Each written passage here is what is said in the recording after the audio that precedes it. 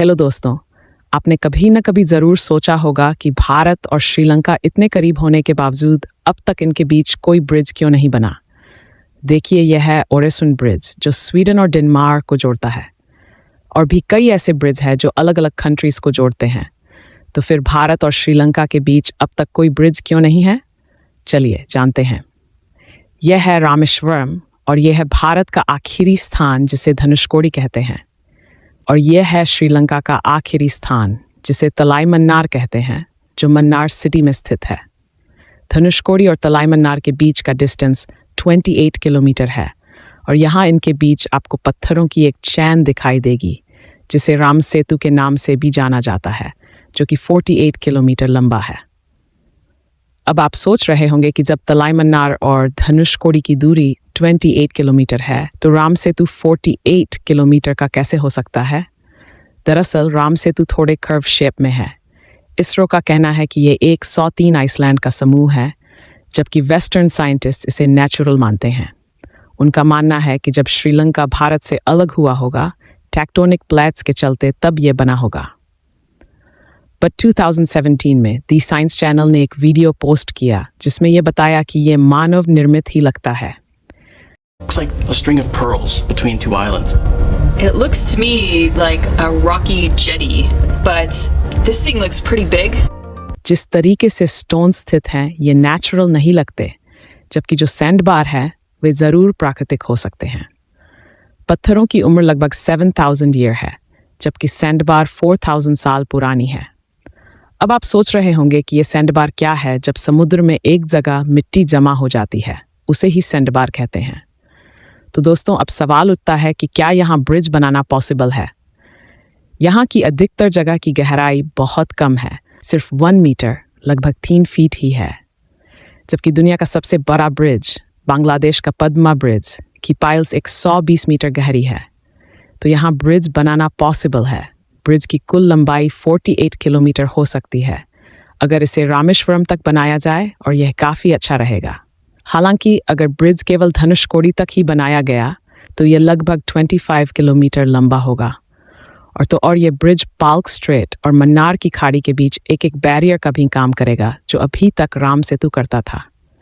अब क्वेश्चन ये है कि भारत और श्रीलंका को इस ब्रिज से क्या फ़ायदा होगा? श्रीलंका इस समय क्राइसिस से गुजर रहा है और टूरिज्म किसी भी देश की इकोनॉमी को बढ़ाने के लिए एक इम्पोर्टेंट एसेट होता है।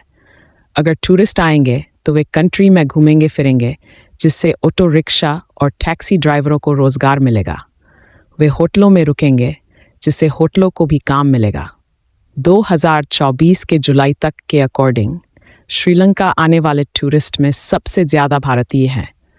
2023 में 3 लाख से ज़्यादा इंडियंस ने श्रीलंका का टूर किया और दूसरी ओर 2022 में 1,83,000 श्रीलंकाई लोगों ने भारत का टूर किया।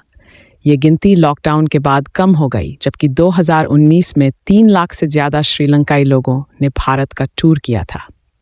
अब बात करें ट्रेड की, तो भारत और श्रीलंका के बीच के ट्रेड रिलेशन भी काफ़ी अच्छे हैं। भारत ट्रेडिशनल रूप से श्रीलंका के सबसे बड़े ट्रेड पार्टनर्स में से एक रहा है और श्रीलंका भी भारत के सबसे बड़े ट्रेड पार्टनर्स में से एक बना हुआ है। 2021 में लगभग $5 बिलियन के द्विपक्षीय ट्रेड के साथ भारत श्रीलंका का सबसे बड़ा ट्रेड पार्टनर था। 2022 में श्रीलंका ने भारत के साथ $2 बिलियन का गुड्स एक्सपोर्ट किया था, जिसमें रिफाइंड पेट्रोलियम और क्रूड पेट्रोलियम सबसे ज़्यादा एक्सपोर्ट किए जाने वाले गुड्स थे। अब तक ट्रेड शिप्स या एरोप्लेन के ज़रिए से ही होता था, जो काफ़ी कॉस्टली पड़ता है। लेकिन ब्रिज बनने के बाद ट्रेड में काफ़ी मुनाफा होगा और लागत भी बचेगी। भारत और श्रीलंका के बीच बौद्धिक, सांस्कृतिक, धार्मिक और लिंग्विस्टिक एक्सचेंज 2500 साल से ज़्यादा पुराना है। ट्रेड और एक्सपोर्ट में बढ़ोतरी हुई है और डेवलपमेंट, एजुकेशन, संस्कृति और डिफेंस एरिया में भी सुधार हो रहा है।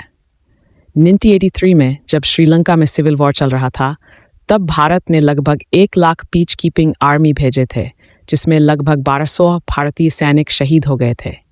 हाल ही में जब श्रीलंका में क्राइसिस से गुजर रहा था, तब मॉनेटरी फंड ने $3 बिलियन की मदद की, जबकि भारत ने अकेले ही $4 बिलियन की हेल्प की थी। इसलिए श्रीलंका भारत के साथ रिलेशंस को मजबूत करने के लिए इस ब्रिज का निर्माण करना चाहेगा। अब आपके मन में सवाल आ रहा होगा कि जब ब्रिज बन सकता है और इसका फायदा भी है, तो अब तक इसे बनाया क्यों नहीं गया? देखिए दोस्तों, ये कोई नया आइडिया नहीं है। इस पर कई बार चर्चा हो चुकी है। जैसे कि 1860 में ब्रिटिश टाइम के दौरान ये योजना बनाई गई थी कि राम सेतु के पास के समुद्र को गहरा किया जाए ताकि जहाज़ यहाँ से आसानी से गुजर सकें, क्योंकि मैंने आपको बताया था कि दोनों कंट्रीज़ के बीच के समुद्र की गहराई 1 मीटर से भी कम है। लेकिन यह आइडिया सक्सेस नहीं हुआ। फिर 1956 में भारतीय सरकार ने एक कमेटी बनाई जिसने सरकार को ब्रिज का सुझाव दिया, लेकिन उस समय इसे गंभीरता से नहीं लिया गया। 2002 में श्रीलंकाई सरकार ने खुद ब्रिज का सुझाव दिया, लेकिन तमिलनाडु के मंत्रियों की डिफेंस सिक्योरिटी के चलते इसे पास नहीं किया गया। फिर 2005 में यूपीए सरकार ने सेतुसमुद्रम शिपिंग कैनाल प्रोजेक्ट शुरू किया, जिसके तहत पाल्क स्ट्रेट को खोदकर गहरा किया जाना था। लेकिन इसमें नुकसान ये था, इससे राम सेतु के अवशेष खत्म हो जाते। इसलिए भाजपा, आरएसएस और कई हिंदू संगठनों ने इसका विरोध किया। इसके अलावा एनवायरमेंटलिस्ट ने भी इसका विरोध किया, क्योंकि इससे कोरल आइलैंड्स डिस्ट्रॉय हो जाते, मरीन लाइफ पर भी बहुत बुरा असर पड़ता और इस परियोजना को भारी विरोध के चलते बंद कर दिया गया। फिर 2015 में नितिन गडकरी जी ने धनुषकोडी से तलाईमन्नार तक ब्रिज बनाने का प्रस्ताव एशियन इंफ्रास्ट्रक्चर बैंक को दिया, जिसमें 23,000 करोड़ रुपए की लागत आनी थी। बैंक भी इसे फाइनेंस करने के लिए तैयार था, लेकिन श्रीलंका के उस समय के परिवहन मंत्री ने इसे रिजेक्ट कर दिया। इसके बावजूद नितिन गडकरी जी ने इसे लगातार बढ़ावा दिया। 2023 में श्रीलंका इकोनॉमिस्ट ने इस पर स्टडी की और पाया कि इससे भारत से आने वाली ट्रांसपोर्ट की लागत 50% तक कम हो जाएगी, जिससे गुड्स की लागत भी घटेगी।